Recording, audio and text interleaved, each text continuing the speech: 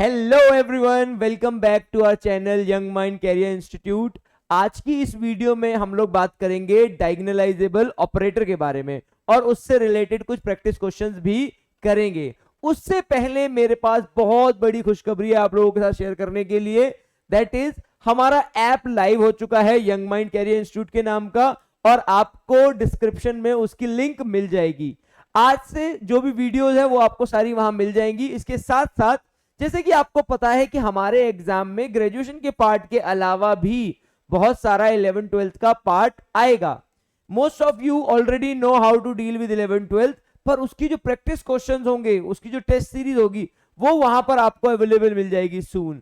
सो जल्दी से जल्दी जाकर अपलोड वहां से डाउनलोड कर लें प्ले स्टोर से और स्टे कनेक्टेड विद अस। ठीक है, this is the very very very important news from my side. चलिए आप शुरू करते हैं। हमें जो टॉपिक आज पढ़ना है वो है डायगोनलाइजेबल ऑपरेटर। क्या है वो? Diagonalisable operator. ठीक है, तो इसकी डेफिनेशन क्या होती है पहले समझ लेते हैं। एक लीनियर ऑपरेटर है आपके पास, ठीक है, उसको आप डायगोनलाइजेबल बोलोगे, उसको आप डायगोनलाइजेबल बोलोगे अगर v के जो बेसिस है, बेसिस ऑफ v जो है वो किससे बना है? आइगन वेक्टर से बना हो। Eigen vector, eigen value last video में हम लोगों ने बात करी थी। अगर मेरा v का जो बेसिस है वो आइगन वेक्टर से बनता है पूरा का पूरा, इसका हम दूसरे लैंग्वेज में कह सकते हैं कि आइगन वेक्टर स्पैन v। अगर आपको आइगन वेक्टर से पूरा का पूरा v मिल जाता है, उस केस में आप इसको क्या कहते हैं? डायगोनलाइजेबल। और दूसरी मैथमेटिकल फॉर्म में हमको क्या बोलते हैं? एक टी ऑपरेटर को डायगोनलाइजेबल बोलते हैं अगर एक मैट्रिक्स मिल जाए P, एक मैट्रिक्स मिल जाए P such that P inverse TP, मतलब एक आपके ऑपरेटर T के लिए एक मैट्रिक्स मिल जाए P such that P inverse TP is equals to D, और D क्या होनी चाहिए? डायगोनल मैट्रिक्स होना चाहिए। ठीक है, T operator, T matrix diagonalisable हो जाएगी अगर उसके लिए आपको क्या मिल जाए?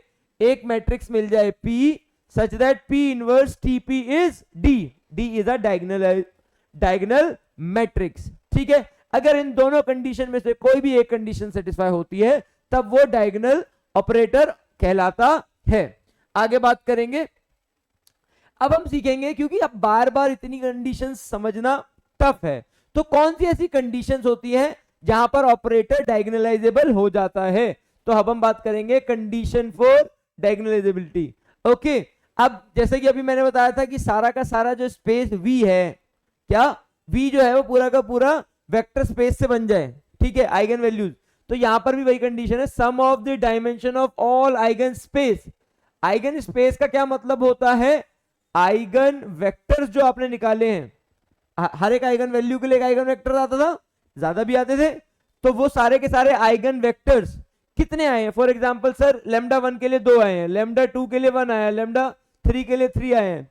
जब आप इनको सम करोगे, जब आप इनको सम करते हो, और वो चीज किसके बराबर आ जाती है? डायमेंशन ऑफ v के बराबर आ जाती है। किसके बराबर आ जाती है? डायमेंशन ऑफ v के बराबर आ जाती है। सबका आइगन स्पेस कितना? 2 1 3 लाइक दिस। अगर आप उनको ऐड करते हो सॉरी, अगर आप उसको ऐड करते हो, वो डायमेंशन ऑफ v के बराबर आ जाता है, तो उस केस में इसको हम कहते हैं कि वो डायगोनलाइजेबल है। आगे कंडीशन देखते हैं। एक चीज होती है ज्योमेट्रिक और एल्जेब्रिक मल्टीप्लिसिटी। लास्ट वीडियो में मैंने आपको एक हिंट दिया था दोनों का, कि डेफिनेशन क्या होती है ज्योमेट्रिक और एल्जेब्रिक मल्टीप्लिसिटी की। ठीक है, एल्जेब्रिक मल्टीप्लिसिटी का मतलब है कि जो वेक्टर है, जो आइगन वैल्यू है, वो कितनी बार आई है। आपके मान लीजिए lambda 1, lambda 2, lambda 3 distinct eigen values हैं, तो ये जो लैम्डा 1 है वो कितनी बार आया? जैसे कि मान लीजिए 2 2 3, इसमें जो 2 है वो 2 टाइम्स आया, या मैं इसको और एक्सटेंड कर लेता हूं 3 3 3 3 5। यहां पर जो eigen value lambda equal to 3 है वो कितने टाइम्स आया? 4 टाइम्स आया। तो इसकी जो एल्जेब्रिक मल्टीप्लिसिटी है वो कितनी हो गई? 4 हो गई। कितनी बार वो रिपीट हुआ, कितनी बार वो रिपीट हुआ, वो उसकी एल्जेब्रिक मल्टीप्लिसिटी होती है। और ज्योमेट्रिक मल्टीप्लिसिटी होती है कि उस आइगन वैल्यू के लिए हाउ मेनी आइगन वेक्टर, कितने आइगन वेक्टर आएंगे, उस वैल्यू के लिए कितने आइगन वेक्टर आएंगे, वो उसकी ज्योमेट्रिक मल्टीप्लिसिटी कहलाती है। ठीक है, तो उसी को आप डायमेंशन ऑफ आइगन स्पेस भी कहते हो। लास्ट सेक्शन में भी मैंने समझाया था, आइगन स्पेस का डायमेंशन का मतलब क्या होता है, कितने वेक्टर्स हैं उस लेमडा के लिए, कितने वेक्टर्स हैं उस लेमडा के लिए। अगर ये दोनों नंबर सेम हो जाते हैं, एल्जेब्राइक मल्टीप्लिसिटी ज्योमेट्रिक मल्टीप्लिसिटी के बराबर होती है हर लेमडा के लिए। अगर ये दोनों बराबर आता है, हर लेमडा के लिए अगर ये बराबर होता है, तो हम कहते हैं कि क्या है, ये डायगोनलाइजेबल है। अगर मेरी सारी की सारी आइगन वैल्यू अलग है, डिस्टिंक्ट, कोई भी रिपीटेड नहीं है, तो उस केस में मैं बिना देखे बोल सकता हूं कि वो क्या है, डायगोनलाइजेबल। क्यों? क्योंकि सब लोग एक एक बार आए और सबके लिए एक एक वेक्टर मिलेगा ही मिलेगा। तो algebraic multiplicity is equals to geometric multiplicity. Okay, तो बहुत इंपॉर्टेंट कंडीशन बन जाती है कि अगर आइगन वैल्यू सारी डिस्टिंक्ट है तो वो हमेशा क्या होगा, वो हमेशा डायगोनलाइजेबल होगा। ठीक है, अब जो कंडीशन है वो ये है, मिनिमल पॉलिनोमियल के ऊपर कंडीशन है। अगर आपका एक मिनिमल पॉलिनोमियल है, ठीक है, कैरेक्टरिस्टिक पॉलिनोमियल क्लास 12th में सबने पढ़ा हुआ है। ठीक है, मैट्रिक्स में a माइनस लेमडा आई का मॉड वो डिटरमिनेंट निकालते हैं, एक इक्वेशन सामने आती है। ठीक है, एक इक्वेशन सामने आती है, वो कैरेक्टरिस्टिक पॉलिनोमियल कहलाता है। ठीक है, और उसी में से सारे फैक्टर्स जब आप फिक्स कुछ चुनिंदा आपके पास आते हैं, that become the minimal polynomial. अगर आपका मिनिमल पॉलिनोमियल जो निकल कर आ रहा है उसमें सारे लीनियर फैक्टर हैं, कैसे हैं, लीनियर फैक्टर, मतलब पावर कितनी है सबकी, 1 पावर है। अगर मिनिमल पॉलिनोमियल में लीनियर फैक्टर हैं तो वो क्या कहलाता है, तब वो हमेशा डायगोनलाइजेबल बन जाएगा। आपने एक मैट्रिक्स ली, उसका मिनिमल पॉलिनोमियल निकाला, वो सारा का सारा लीनियर आ रहा है, तो उस केस में ये क्या बन जाएगा, ये हमेशा डायगोनलाइजेबल हो जाएगा। ठीक है, अगर किसी को कोई डाउट है how to find the minimal polynomial, comment me, I will tell you in separate video. Okay, अब आप बात करते हैं, कुछ कंडीशंस हैं कि कौन से ऐसे ऑपरेटर्स हैं जो हमेशा डायगोनलाइजेबल होते ही होते हैं, या कौन सी ऐसी मैट्रिक्स हैं जो डायगोनलाइजेबल होती है। अगर आप बात करें सिमेट्रिक मैट्रिक्स की, ए ट्रांसपोज ए वाली कंडीशन, तो ये हमेशा डायगोनलाइजेबल होती है। अगर आप स्क्यू सिमेट्रिक की बात करें तो इसको भी आप डायगोनलाइजेबल बना सकते हैं। ठीक है, अगर आप हर्मिशियन की बात करें, हर्मिशियन में और स्क्यू सिमेट्रिक में बात होती है कॉम्प्लेक्स और रियल नंबर की। ठीक है, ये भी डायगोनलाइजेबल होती है, स्क्यू हर्मिशियन भी डायगोनलाइजेबल होती है। अब हम बात करें ऑपरेटर्स में, जो नॉर्मल ऑपरेटर होते हैं, हम लोगों ने लास्ट टाइम भी बात करी थी एडजॉइंट ऑपरेटर के अंदर, T star equal to T star T, जब भी ये कंडीशन सेटिस्फाई होती है तो वो ऑपरेटर हमेशा डायगोनलाइजेबल होते हैं। तो इसमें अगर हम ध्यान दें तो स्क्यू हर्मिशियन सेल्फ एडजॉइंट और यूनिटरी, ये दोनों सेल्फ एडजॉइंट और यूनिटरी भी, क्योंकि इन दोनों की कंडीशन नॉर्मल की कंडीशन से थोड़ी एक्सटेंड होती है।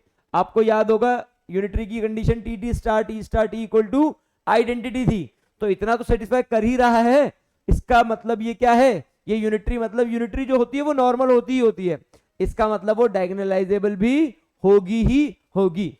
ठीक है, डायगोनलाइजेबल होगी ही होगी। ठीक है, अब कुछ क्वेश्चंस हैं, फटाफट से देखते हैं कि क्या क्वेश्चन पूछ रहा है। एक लीनियर ऑपरेटर है जिसको आप कह रहे हो कि वो डायगोनलाइजेबल है, तो कौन सी कंडीशन होनी चाहिए। आपको अगर याद हो तो पहली डेफिनेशन पढ़ी थी, डायगोनलाइजेबल तब होगा जब उसके बेसिस किससे बने हो, बेसिस में सारे के सारे आइगन वेक्टर्स हो, बेसिस में सिर्फ और सिर्फ आइगन वेक्टर्स हो, तो हमारा पहला ऑप्शन सही रहेगा। ठीक है, if all eigen values of a matrix are distinct, अभी हमने प्रॉपर्टी पढ़ी थी, अगर डिस्टिंक्ट हो जाती है सारी आइगन वैल्यूज तो वो क्या हो जाएगा, डायगोनलाइजेबल। ठीक है, इसलिए प्रॉपर्टीज बहुत इंपॉर्टेंट है। अगर आप बात करें projection operator P satisfy P square is equals to P। ध्यान दीजिए P square is equals to P, थोड़ा इसको मैं ऐसे लिख लेता हूं, P square minus P is equals to 0, और अगर मैं कॉमन निकाल लूं तो P माइनस 1। तो अगर मैं इस P को x से सब्स्टिट्यूट करता हूं तो x माइनस 1, x की वैल्यू या तो 0 होगी या तो x की वैल्यू 1 होगी। तो यहां पर जो आइगन वैल्यूज आ रही हैं, ऐसे ही हम आइगन वैल्यूज को सॉल्व करेंगे, तो यहां पर जो वैल्यूज निकल कर आ रही हैं जिस पे सेटिस्फाई हो रहा है वो सारी की सारी डिस्टिंक्ट हैं, अलग अलग हैं। क्या है? अलग अलग हैं। तो इस केस में ये क्या हो जाएगा? डायगोनलाइजेबल। ठीक है, फाइंड द आइगन वैल्यू, इसकी आइगन वैल्यू निकालनी है। ओके, और बताना है कि ये डायगोनलाइजेबल है, नॉन डायगोनलाइजेबल, स्क्यू और निलपोटेंट। आइगन वैल्यूज निकालना हमें याद है। ठीक है, और क्या ये डायगोनलाइजेबल होगा?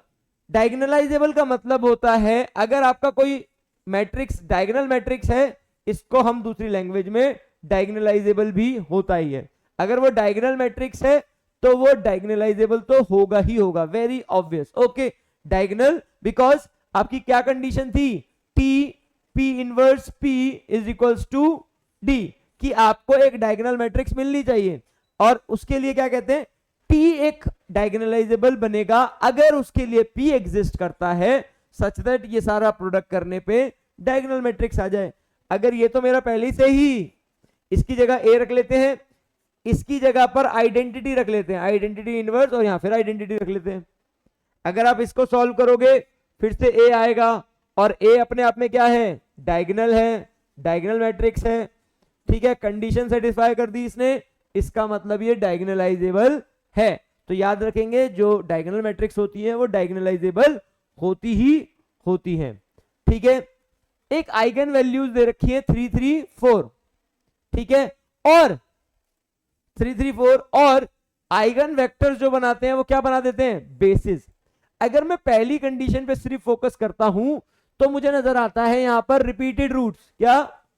रिपीटेड रूट्स, 3 3, और यहां पर क्या आएगा? 4, 3 3 एंड 4। Okay, 3 3 and 4। तो यहां पर एक डाउट आता है माइंड में कि सर ये रिपीटेड है, ज्योमेट्रिक मल्टीप्लिसिटी और अर्थमेटिक मल्टीप्लिसिटी क्या सेम होगी? पता नहीं, हो भी सकती है, नहीं भी। उसके बाद कंडीशन पे फोकस किया जब, तो ये देखा कि अरे आइगन वैल्यूज आइगन वेक्टर से बेसिस बना है, और ये तो पहली डेफिनेशन थी, अगर बेसिस आइगन वेक्टर से बना है तो ये डेफिनेटली डायगोनलाइजेबल होगा। कंफ्यूजन क्रिएट करी वहां पर नेक्स्ट स्टेटमेंट में सॉल्यूशन दे दिया। ठीक है, अब यहां पर देखते हैं, फिर से एक कंडीशन दी, एक ऑपरेटर है जो ये कंडीशन सेटिस्फाई करता है। T cube is equals to T, simplify करना शुरू करते हैं। T square minus identity that will become 0, T plus identity T minus identity, replacing x plus 1 और x माइनस 1। अगर आप देखेंगे तो ये जो कैरेक्टरिस्टिक पॉलिनोमियल की तरफ हम जा रहे हैं उसमें ही सारे के सारे डिस्टिंक्ट रूट हैं। इसका मतलब वही लीनियर है, हमारा तो कैरेक्टरिस्टिक ही लीनियर है, इसका मतलब मिनिमल पॉलिनोमियल भी लीनियर ही होगा। कैरेक्टरिस्टिक का छोटा हिस्सा होता है क्या? कैरेक्टरिस्टिक का एक पार्ट होता है minimal polynomial by some condition attached. तो जब ये सब में लीनियर है तो अगला जो इसका स्मॉल पार्ट है वो भी लीनियर ही होगा। By the definition of that this is diagonalisable. आगे की तरफ बढ़ते हैं। एक ऑपरेटर हमें दिया हुआ है कि टी डायगोनलाइजेबल ऑपरेटर है, उसकी आइगन वैल्यूज ये हैं। मैंने आपको बताया था अगर टी की आइगन वैल्यूज ये हैं तो टी स्क्वायर की आइगन वैल्यू बनेगी 1 4 और 9, 2t की आइगन वैल्यू बनेगी 2 4 एंड 6, और आइडेंटिटी की आइगन वैल्यूज क्या होती हैं? सिंपल 1 1 और 1। ठीक है, ये बातें आपको याद रखने वाली हैं, बहुत इंपॉर्टेंट है आइगन वैल्यूज के रिस्पेक्ट में। टी की अगर वैल्यूज ये हैं तो T square 2t T cube की उसी के अकॉर्डिंग आप स्क्वायर और क्यूब कर देते हैं। अगर मैं यहां पर 1 वैल्यू पुट करता हूं तो 1 के रिस्पेक्ट में यहां पे वैल्यू कितनी आई है? 1 माइनस यहां पे कितनी बन गई वैल्यू? 2 plus 1, 1 plus 1 2 minus 0। अगर आप यहां पर 2 रखते हैं 4 माइनस 4 प्लस 1 कितना आ गया 1। तो कौन सा ऑप्शन ज्यादा मैच होता हुआ नजर आ रहा है, ऑप्शन नंबर ए। तो पहले के लिए जब आप इसके कोरस्पॉन्ड देखोगे आंसर आ रहा है 0, इसके कोरस्पॉन्ड आपने वैल्यू इसके अंदर रखी तो आंसर आया 4, ठीक है, नॉट 4 1 आया, और जब आप नेक्स्ट रखोगे तो आपको आंसर डेफिनेटली 4 मिलेगा, ठीक है। आप ये देखेंगे कि connection is with the language, ठीक है, हमें डेफिनेशन पता होनी चाहिए, हमें लॉजिक पता होने चाहिए, पर operations are very basic, class 9 to 12 kind of concept, ठीक है, इसी तरीके के कॉन्सेप्ट पूछे जाते हैं, ठीक है। आगे देखते हैं, which of the following operator is always diagonalisable. अभी हम लोगों ने बात करी थी कि अगर एक ऑपरेटर नॉर्मल हो जाता है, क्या कंडीशन थी, T star T T T star, तो ये हमेशा का हमेशा क्या होता है, डायगोनलाइजेबल होता है।